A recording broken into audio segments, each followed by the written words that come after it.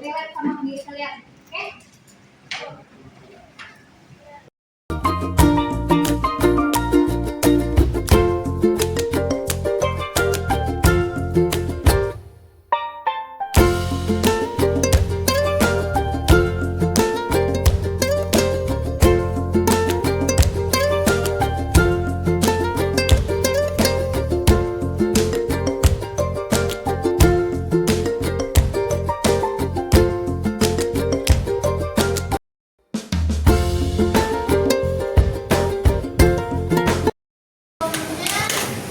Saya ingin membuka dulu. Assalamualaikum warahmatullahi wabarakatuh.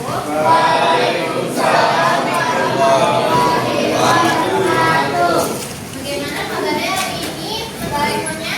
Baik. Nah, sebelum saya membahas mengenai layanan topik layanan hari ini, sebelumnya kita berdiri semuanya terlebih dahulu untuk melakukan ice breaking. Jadi yang pertama, kalian tahu ice breaking tepung pagi siang malam? Enggak. Sebelumnya berarti belum pernah lakukan ice breaking atau udah pernah? Udah pernah. Oke, saya contohkan terlebih dahulu ice breaking hari ini. Jadi ice breakingnya itu tepung pagi siang malam. Pagi sekali, siang 2 kali, malam setengah. Jadi juga tepung. Oke, pemanasan dulu ya. Konsentrasi dimulai. Pagi, siang, malam.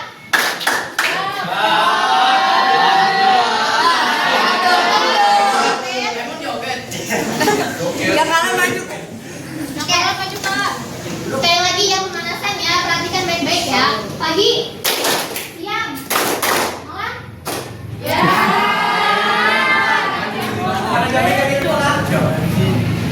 Kayak gimana sih Om?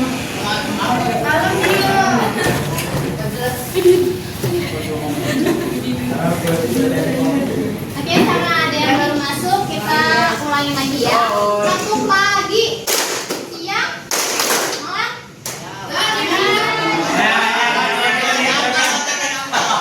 Oke, saya pakai dulu ya. Satu pagi, malam.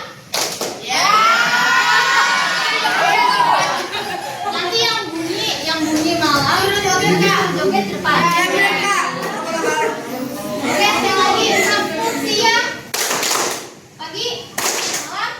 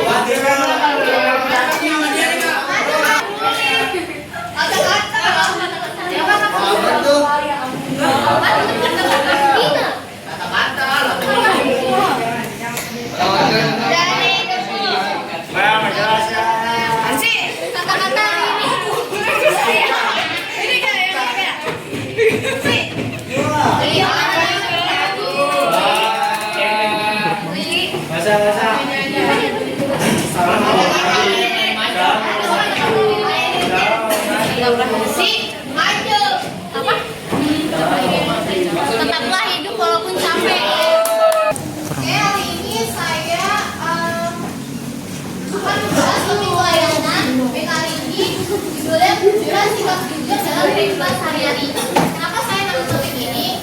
Waktu itu saya kan menyuruh kalian untuk mengisi angket. Angket itu kuesioner. Nah ini adalah strategi di dalam angket yang kalian bisa isi. Jadi di kelas ini tuh banyak yang susah banget ya buat kata jujur, sikap jujur, suka bohong, siapa yang suka bohong. Maka dari itu saya ingin bahas mengenai topik pelayanan kejujuran ini teman-teman. Jadi kejujuran ini merupakan bagian dari nilai karakter yang harus ditanamkan sejak dini. Nah pasti kalian itu diajarkan sejak dini itu dari masa kecil. Jadi diajarkan dulu dari orang tua, ayah sama ibu, baru di pendidikan formal. Nah di pendidikan formal sekolah itu bukan hanya guru agama yang mengajarkan tentang kejujuran ini, pasti guru-guru lain, guru mapel atau guru BK pun mengajarkan kalian untuk bersikap kejujuran. Walaupun kejujuran ini tuh sulit banget gitu loh, banyak tergodanya. Apalagi kalian kan di ranah sekolah, pasti banyak yang tergoda. Kayak ayo bolos, saya nongkrong. Terus ada pun juga nih yang izin pura-pura sakit padahal lagi nongkrong, atau lagi pacaran di luar. Ayo siapa yang kena? Oke, nah, jadi kejujuran ini merupakan sifat atau kebiasaan sehingga itu harus dibentuk dari diri kalian sendiri. Karena tuh nggak bisa dia tuh instan kejujuran ini karena harus ditanamkan dalam diri kalian sendiri. Gitu. Jadi carilah lingkungan yang mendukung kalian itu terhadap kejujuran positif tentunya, teman-teman. Nah, dengan melalui proses kebiasaan ini kalian akan mendapatkan dampak feedback yang baik positif untuk kedepannya kalian seperti itu.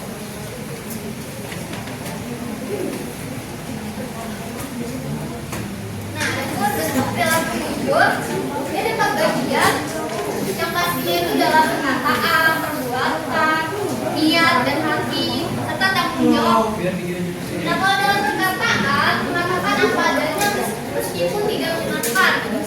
Saya pernah mendapatkan slogan atau kalimat berkata jujur itu terkadang menyakitkan. Ya benar, berkata jujur itu emang menyakitkan. Apalagi setelah kita melakukan kesalahan. Tapi lebih baik kalian melakukan kesalahan, tapi kalian mengakui. Karena setelah itu feedbacknya kalian akan tetap dihargai. Orang lain juga, sekitar kalian juga tidak kalau kecewa berlebihan. Ketika kalian salah, mengakui kesalahan itu daripada kalian simpan, karena dampaknya itu ada di dalam diri kalian sendiri nantinya.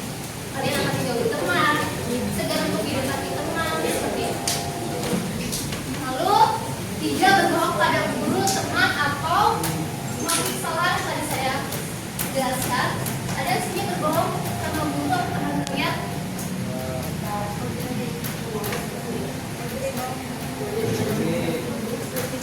Itu siapa yang tidur?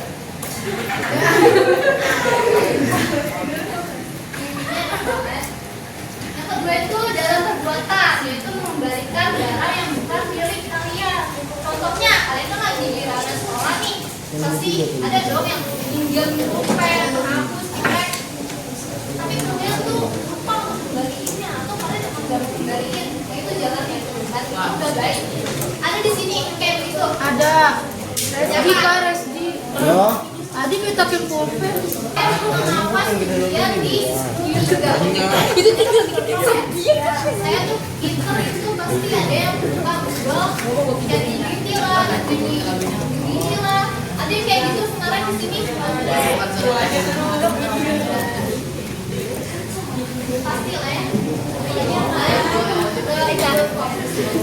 Nah itu jangan dibiasain ya teman-teman, karena ujian itu kan menunjuk kemampuan kalian. Jadi kalau kalian berdua kontak, kalian nantinya bingung kemampuan diri saya sendiri itu sejauh mana gitu. Jadi jangan dibiasakan teman-teman. Karena itu dampaknya, contohnya seperti saya itu ya. Di kampus itu di kuliah, kita itu nggak terus-terusan online. Kita itu ada namanya sidang, ujian, presentasi seperti ini. Itu tuh nggak boleh namanya membaca seharusnya. Tapi karena saya mengajar, ini baru first kali saya mengajar di ranah bimbingan konseling, di mana saya masuk kelas. Jadi saya masih membaca ini, mempelajari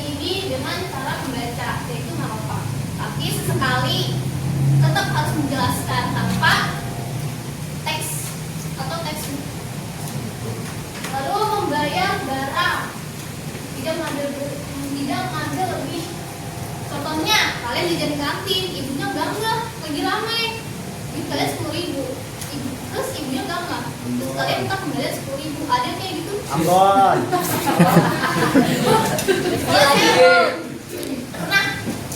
Pernah kejadian seperti itu. Duit dia itu 10.000, harga jajanannya itu 10.000. Dia minta kembalian 10.000, dia ngasih, dia cuma. Nah itu udah kebiasaan, itu namanya bukan berbohong lagi, tapi menolong. Ambon.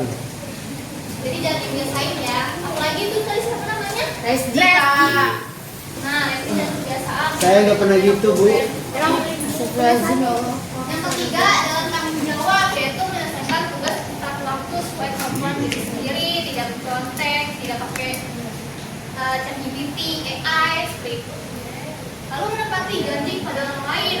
Kalau kalian tidak bisa atau tidak yakin untuk misalnya datang ke teman kalian, misalnya ada acara, daripada kalian berjanji, lebih baik, oh iya maaf ya saya belum yakin, nanti saya kabarin nanti malam ataupun besok pagi, daripada kalian oh iya nanti saya janjinya besok datang, padahal kalian gak datang. Ada kayak gitu?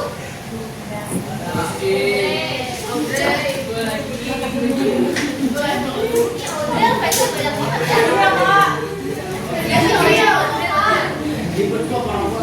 Nah yang terakhir ini dalam niat dan hati, yaitu melakukan sesuatu dengan tulus. Jadi kalian ini membantu atau menolong orang lain itu dengan tulus, tanpa sebenarnya feedbacknya. Kadang tuh banyak banget saya nemuin ketika orang lain membantu atau menolong, dia tuh berharap mendapatkan feedback atau sesuatu. Misalnya contohnya uang, oh saya sudah membantu, kok kamu nggak memberikan saya sesuatu, uang atau apa gitu jajanin saya. Ada yang kayak gitu di sini. Oh ya, saya juga banyak banget ya. Lu. Nah ini bentuk perilaku tidak dibuat, kurang lebihnya sama yang tadi saya jelaskan. Dan perkataan itu berbohong, menutupi kesalahan atau membesar-besarkan cerita agar terlihat hebat dan mengadu domba temannya. Dan ini biasanya kalau di ranah sekolah atau kelas, saya kan juga pernah duduk di bangku sekolah ya, SMA. Pasti ada yang mengadu domba gitu. Padahal itu bukan kesalahan dia, tapi kesalahan temennya. Ada di satu circle di mana circle ini tuh ada salah satu temannya itu sebenarnya salah, tapi dia malah mendukung, lalu membenarkan kalau itu bukan kesalahan dia, lalu kali dicoba lah pada si korban. Nah itu tidak baik ya teman-teman, jauh dibiasakan kayak gitu. Itu namanya toxic. Jadi kalau ada circle kayak gitu, mendingan kalian mau tetap pergi, dibandingkan kalian harus bertahan untuk diajarkan hal-hal yang negatif. Mas Agung, tolong videonya dari situ. Lihat, banyak banget lihat pas lagi gitar, karena kalian kan Google Chrome ya, dia buat saya lihat dia buka ChatGPT, lebih banyak tuh buka ChatGPT. Nah itu, jadi nilai kalian tuh kemarin pada bagus-bagus atau jelek?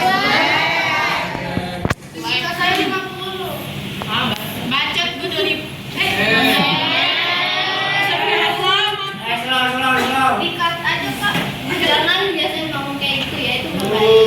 Gak baik dia. Lebih baik diganti, jangan berisik. Itu nggak sopan. Lalu ngambil barang sampai aja yang tadi saya jelaskan. Lalu yang ketiga dalam niat dan hati. Yang tadi saya sudah jelaskan, berbuat baik hanya untuk mendapatkan pujian, itu tidak boleh. Apalagi mengharapkan sesuatu dari orang lain, contohnya uang atau barang atau mentraktir jajanan, itu nggak boleh. Lalu yang terakhir dalam tanggung jawab, yaitu menyalahkan orang lain atas kesalahan sendiri. Nah, yang tadi saya jelaskan, dan tidak menepati janji.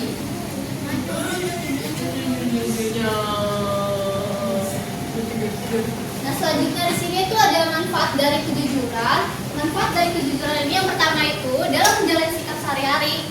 tak merasa dibebani. Kenapa? Karena orang yang jujur, mereka itu akan merasakan namanya tuh bahagia, bebas daripada orang yang tidak jujur. Mereka tuh merasakan ketakutan, kepikiran, stres, dan itu mempengaruhi kesehatan mental. Karena mereka itu akan bingung, kalau saya berbuat hal negatif kemarin, tapi saya menemukannya itu selama seminggu ini saya tidak mengakui kesalahan saya, gitu, dengan jujur kalau saya melakukan kesalahan. Nah itu akan berdampak pada diri atau kesehatan mental kalian nantinya.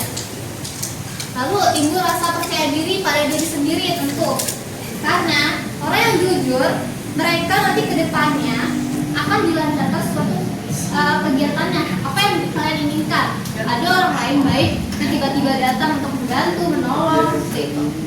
Lalu memiliki banyak teman, tentu orang yang jujur pasti banyak temannya. Siapa di sini yang orangnya tuh jujur banget? Bu, saya main jujur di sini. Saya juga jujur, Bu. Ayo, Bu. Masa? Nah, Lalu merasakan bahagia, tentu pasti merasakan bahagia. Lalu orang yang jujur tidak perlu hidup dalam ketakutan, tadi saya jelaskan ya, tidak merasa kecemasan, stres, apalagi sampai depresi. Lalu disayangi guru dan juga orang tua, itu pastinya. Masa sih?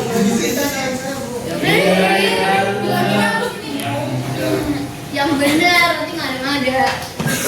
Lalu meningkatkan prestasi dan mendapat kemudian terakhir disayang Tuhan. Pastilah disayang Tuhan, karena kan Tuhan kita mengajarkan untuk berbuat kebaikan dan tidak berbohong, karena berbohong itu dosa. Benar.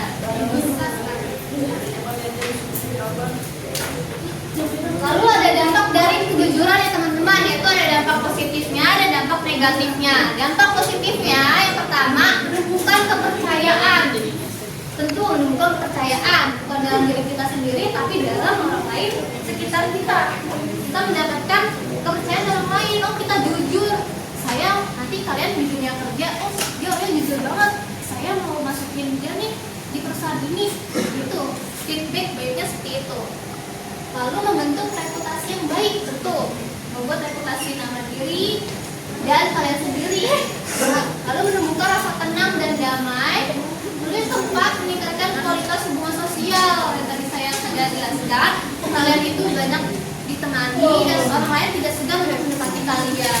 Beda sama orang yang tidak jujur, mereka akan merasa segan gitu untuk mendekati. Oh, nanti kalau misalnya saya mengambil dia atau berbuat sama dia, nanti buat barang saya ataupun diri saya sendiri, nanti saya bingung karena baiknya, walaupun itu bukan hal-hal yang tidak baik yang saya lakukan sebenarnya.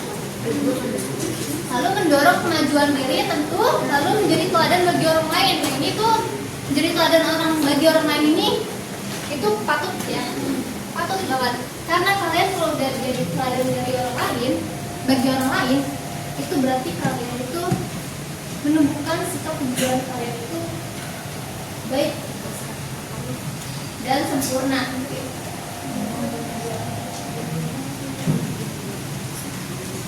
Lalu ada dampak negatifnya, yaitu kehilangan kepercayaan dari orang lain tentu.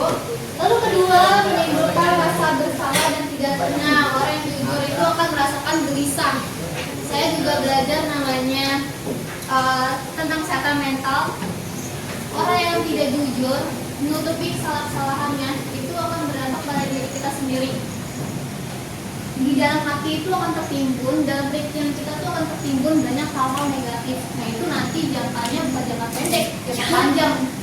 Nanti akan berpengaruh kalian ketika dewasa. Lalu menimbulkan ketiga, merusak hubungan sosial dan sahabatan. Itu apalagi kalian bersahabat. Di sini ada circle-circle, atau enggak ada? Ada. Bagus kalau nggak ada circle, bisa split. Lalu sulit dipercaya di masa depan, setelah diri rusak. Tentu orang yang tidak jujur pasti citra dirinya, apalagi nama diri kita sendiri udah rusak gitu ya. Lalu bisa menimbulkan masalah yang lebih besar dan kebohongan yang ditutupi. Ini tentu saja. Nah, selanjutnya ini cara menemukan sikap jujur dalam kehidupan sehari-hari. Saya minta bukan saya aja yang membaca atau menjelaskan, coba kalian untuk membaca ini ya bareng-bareng. Oke. Kalau peta dari HP aja.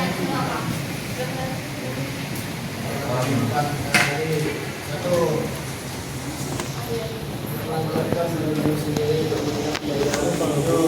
Belum. Udah? Cara menemukan sikap jujur dalam kehidupan sehari-hari yang pertama,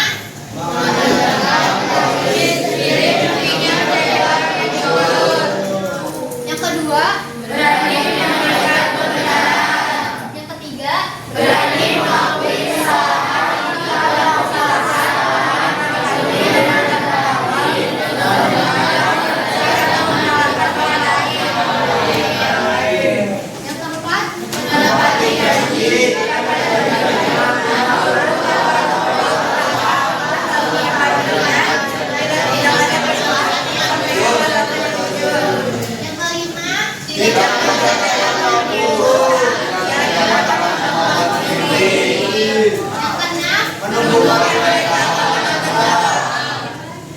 yang ketujuh,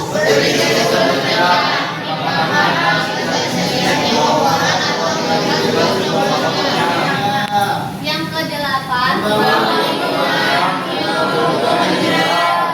Oke, terima kasih ya teman-teman semuanya. Tapi juga berani menjadi diri sendiri dan bertanggung jawab atas setiap tindakan. Kejujuran adalah dasar dari semua kebaikan. Dan bersikap jujur, kita sudah membangun masa depan yang bersih dan bermakna. Oke, nanti kalau saya bilang pesan yang perlu diingat, kalian langsung baca ya. Oke, udah, Ridi?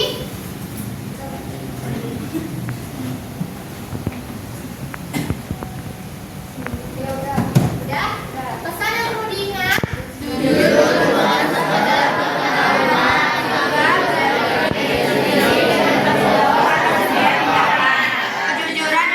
dasar dari semua kebaikan. Dengan bersikap jujur, kita sudah membangun masa depan yang bersih dan bermakna. Oke, terima kasih semuanya. Boleh tepuk tangannya. Terima kasih yang sudah menyimak dan sudah memahami topik layanan yang saya bahas hari ini. Sekarang saya minta untuk memberikan evaluasi dari pembelajaran dari topik layanan yang sudah saya bahas hari ini, dari menemukan sikap kejujuran dalam kehidupan sehari-hari. Boleh untuk memberikan evaluasinya? Evaluasi itu seperti kesimpulan ya teman-teman. Boleh sekalimat, 2 kalimat, boleh terserah. 1 paragraf juga boleh, itu bagus banget. Oke, boleh di kertas lembar ya.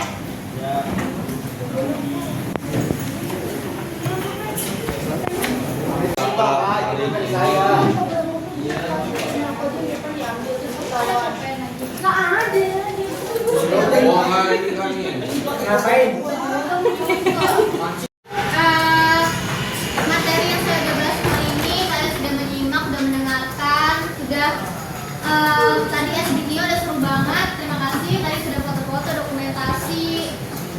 Sebelumnya saya terima kasih, kurang lebihnya mohon maaf. Wassalamualaikum warahmatullahi wabarakatuh. Waalaikumsalam warahmatullahi wabarakatuh. Terima